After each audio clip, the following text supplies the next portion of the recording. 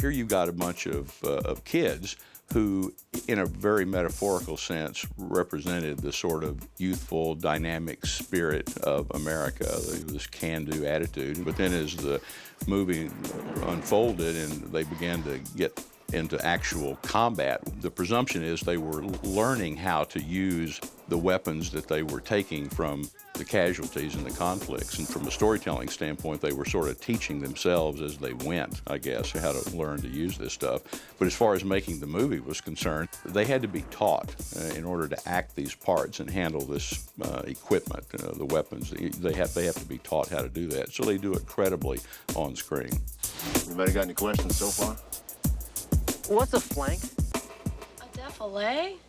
Well, I took the actors, and like I do on all my films, where there are guns involved. Whenever you're dealing with guns are very dangerous. So it's good to put the actors through a lot of training with the weapons, and then also train them to such a degree that you can train them live fire, where they actually shoot real guns. You know, the real guns at real targets, and actually move in formation that way, because they're not going to make mistakes with guns after that. I got him! Basically just took us through the various weaponry, took us through broad stroke stuff involving tactical maneuvering or battlefield positioning or communication and all that stuff. We did have to go through a lot of training, and there were 2 mercenary soldiers that were consultants.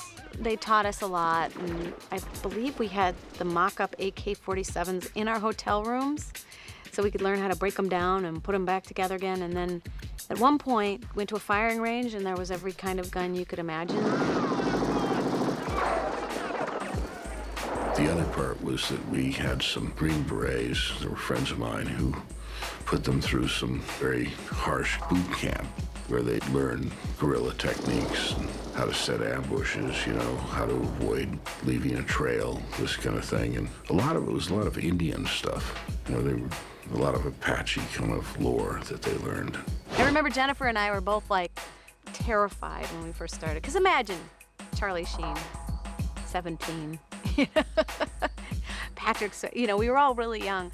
Imagine us all with live ammo and machine guns and automatic pistols, all with live rounds. We were terrified, but by the end, Jennifer and I were really having a good time, especially with the pistols. We called ourselves the Wolverines, and Red Dawn is when I realized how much fun this career was going to be, because you get to be trained by the best people in the world at what they do. So the training was really intense.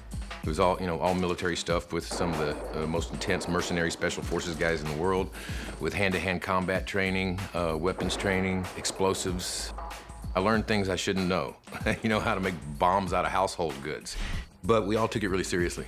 What Milius did was go to his longtime friend, Fred Rexer, who had been in the military in Vietnam, and he evidently created a boot camp structure and a hands-on tactical training scenario for all the actors, and he taught them what they needed to know to look credible on screen. They learned how to walk the walk and talk the talk.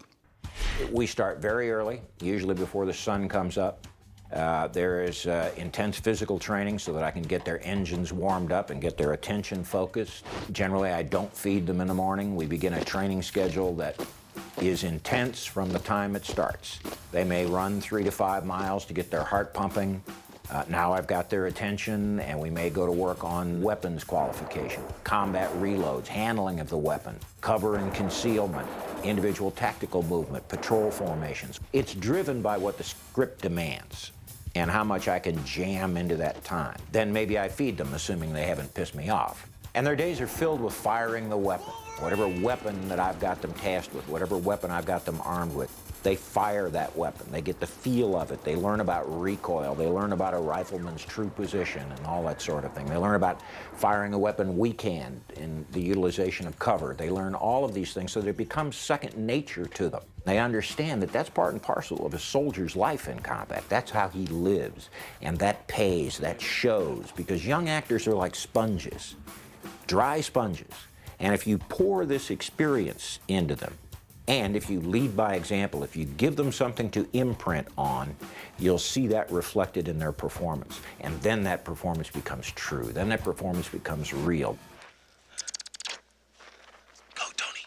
I After a week, they had another week or two before the movie started in which they just did exercises. They became the opposing force for the National Guard. Then they would hunt each other or go out and, often they would go out at night and bivouac and things like that and, sleep over someplace. The harsher the weather, the better, that kind of thing. If I'm not mistaken, I think it was 80 below wind chill. 80 below. And so we had to cut holes in our gloves to find the trigger in weather that cold, but what they couldn't train you is that for some reason the vibration of an automatic weapon in weather that cold generates frostbite. There are a number of things that can add to your susceptibility to frostbite, and I'm sure that's what Charlie meant. Just ask Charlie, he'll tell you that whatever Captain Dye says is exactly what he meant. But frostbite, you have to expose certain parts of your body. For instance, to get a good feel for the trigger, you might need to cut the ends off your gloves, or that just may look cool, whatever you want to do. Your gloved finger may not fit inside the trigger guard. And so you have that piece of skin, a digit, an extremity farther removed from your heart and lungs and your torso, you have that exposed. And that can cause frostbite. You can get yourself into a frostbite situation with repeated firing of the weapon, where you feel the impact constantly of recoil against your pectoral muscle or against your deltoid. And you're driving the blood out once you keep pounding with that thing. And if you're in a cold enough situation, because that's dead numb and desensitized from the constant impact of recoil, you won't notice how cold it's getting. It's numb anyway. And so you become susceptible to frostbite. In cold weather, I have to work much more on the mental aspects of the soldier game than the physical aspects of the soldier game. I've got to teach you that you are not freezing, despite what your body is telling you. That there are ways you can keep warm and teach you how to do that, and yet still keep in mind that the most important thing is to accomplish the mission and take care of the folks around you. That's a difficulty. It's hard, and I'm sure the guys on Red Dawn experienced that to a great extent. So this is the battlefield. It's real war, kid. It's here every day. It was very interesting because none of these actors would ever join the military, but to do this in a movie, they gave it, 150%. But these young men and women, for the most part, want this experience. They want to see if they could hack it. In the real world, had the situation been different, if there still was a draft, could they have hacked it? Could they live and walk in the footsteps of great World War II era guys who did serve in the big war and then went on to become Hollywood stars? They all have that question in their mind. And that makes them desire to do this. It's a rite of passage in their young lives. I remember, because Patrick was supposed to be the leader, I remember knocking on their door in the middle of the night, and they'd be like, "Wolverines, we're going out!" And we'd all grab our guns and run around this little town of Las Vegas, New Mexico in the middle of the night, lurking around buildings and stuff. It was big fun, insane big fun. The actors on this movie never complained in any way about it. They really enjoyed it. They took to it very quickly. I mean, the girls were field stripping the guns as quickly as the guys, and they really got into all this stuff. And they were like athletes in that they really took to it, wanted to test themselves, which was a good thing because once the movie started, they got more than they bargained for. Always in the back of your mind, in the back of my mind, is the idea of survival. So it's good to learn these things, because what if something like that did happen here? I was happy to learn how to handle a gun and the ideas and the tactics of how you survive when you have to. We're free now. Free.